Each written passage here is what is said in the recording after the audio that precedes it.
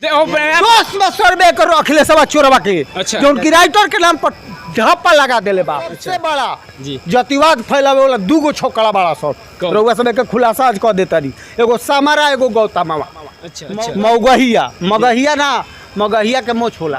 ससुराल हम मगह जिला में आऊ भोजपुरी के आके मौसी कहियो। अच्छा चोर राइटर बा जमुना के नाम है अखिलेशवा। अखिलेश जी ब्रेकिंग न्यूज सभी को बता रहे कि अखिलेश का सबको खुला चुनौती के साथ में कह रहे कि अखिलेश का सब जो है चोर राइटर चोर राइटर बा। कैसे चोर राइटर? ऐसे चोर राइटर हुआ कि समझे कि हाँ कौनो के गाना आई बट से चोरा के अच्छा। आगे दे दी खेसारी जी। हाँ हई गाना एगो आइल बा ई ना जानी को कर मौसा के हकी फूफा के ह गाना उ अच्छा। और गा दी। अब बेचारे खेसारी जी क्या करस गाना मिलल गा देलन उनकर का दोष? आरा जंक्शन पे यहाँ पर लोग उपस्थित हुए हैं देखने के लिए और भैया के डांस भी देखिए। और उपेंद्र भैया जब हम इंटरव्यू ले रहे हैं तो यहाँ पर लोग तमाम लोग उपस्थित हुए हैं। तो आप सभी को दिखाने का भैया से बात करेंगे। भैया ये बताइए कि भोजपुरी इंडस्ट्री में तो आप जातिवाद के बारे में बात करें, लेकिन एक जातिवाद या अश्लील गाना को लेकर ठेपा लग गया है कि भोजपुरी में अश्लील ज्यादा है, तो इसके बारे में क्या कहें? अभी कहाँ जादे बा। जब गाड़ी पर लेके लोग जाता रहे अपना अपना बीबी के मेहरारू के बेटी के बहन के गाना बंद कर दो का लाज लगता जी। वो घरिया लाज लगता। बलात्कार का शिकार जो है बलात्कार देश में जो हो रहा है जी। बिहार में हो रहा है वो कलाकार उसका देनी है।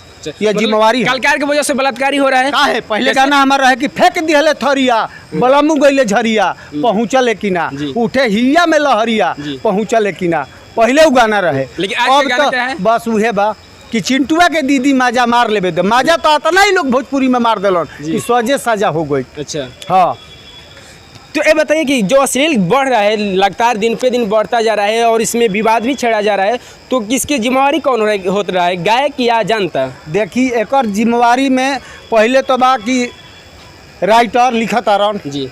एक बाद सब्सक्राइबर जौन भ्यू आ मुँह में घी लगावत रसन जी। भ्यू खातिर परोसत रसन समाज माजा लेता कि हमार हई अहिरान के गाना हो तो बाजा चल जाता है, बबुआन के गाना है तो बाजा चल जाता है। और सबसे बड़ा जी। जातिवाद फैलावे वाला दूगो छोकरा बड़ा सब कौन? रउआ सब के खुलासा आज कह देता रही। एगो समारा एगो गौतमवा अच्छा मगहिया ना मगहिया के मोछ होला उ मगहिया हो सब। तो मगह के जी कहते हैं कि हम हाँ। अश्लील खत्म करने के लिए चले हैं। मगह में लड़सन आरा जिला में कहे लड़ता ससेरवा जी है बोर्ड आरा जिला का भोजपुरी के बारे में का शुद्ध भोजपुरी के बोले आई भोजपुरी के कहते हैं कि मगही के हम बिलोंग करते थे। भोजपुरी मेरी भाषा मौसी है, मौसी बोलते हैं। मगही के बहन कहते हैं वो लोग। हमार ससुराल हम मगह जिला में आऊ भोजपुरी के आके मौसी कहियो। अच्छा हैं तो एगो चोर राइटर बा जमुना के नाम है अखिलेशवा।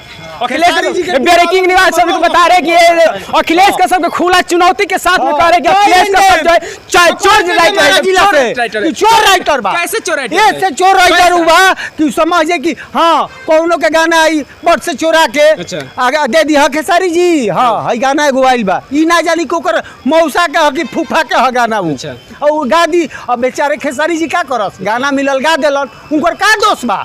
दोस्त में सर्वे करो अखिलेश चोरवा के अच्छा। जो उनकी राइटर के नाम पर ढप्पा लगा देले बा। अच्छा इनका बारे में कुछ दो लाइन पहले बोली अखिलेश का पहले बताइए खेसारी लाल यादव जो अखिलेश रउआ खेसारी जी का फैन बनी तो अखिलेश के बारे में दो लाइन बोली।